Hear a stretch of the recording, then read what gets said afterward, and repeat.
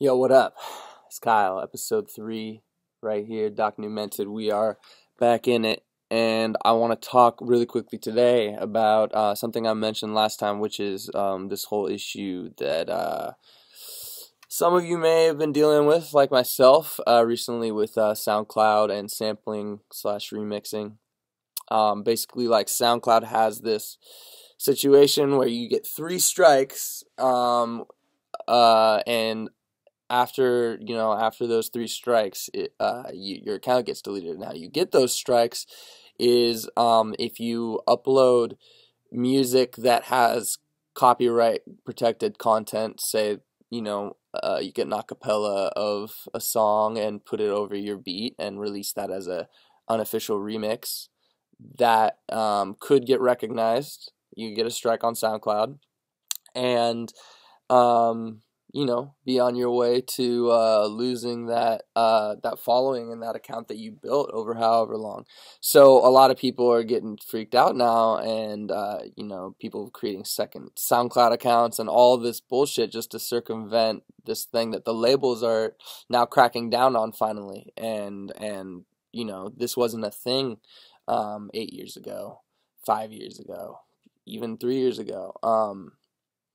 And that was cool because it really kept the lanes open for creativity and new artist versions of songs that we all love. And it's tough now because SoundCloud has really become that premier platform. I don't feel like anyone's discovered what the alternative is at this point to that besides Spotify and iTunes, which are a completely different animal.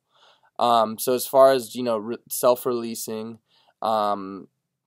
stuff that is not super official content, stuff that you don't necessarily own 100% of the rights to, is pretty much it's locked down now, which legally speaking is the way that it is. But in terms of I think the mentality of most of us, we think, at least I feel like, and the friends that I've talked to agree that this is wrong. This stuff needs to change.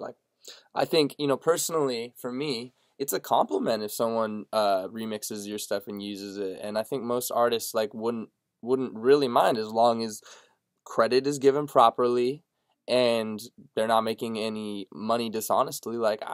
I would not have any problem. I think it's just this is the business side, and it's the people that those unspoken executives that we all know are just trying to grab at every last penny.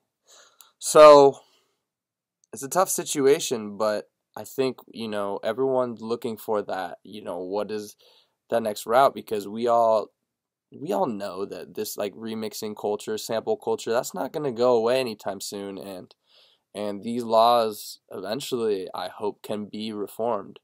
By the way, if you haven't yet, check out a lot of the stuff that A-Track has said about this same topic. He's a really smart guy on the subject, and has really spoken directly a lot about this too.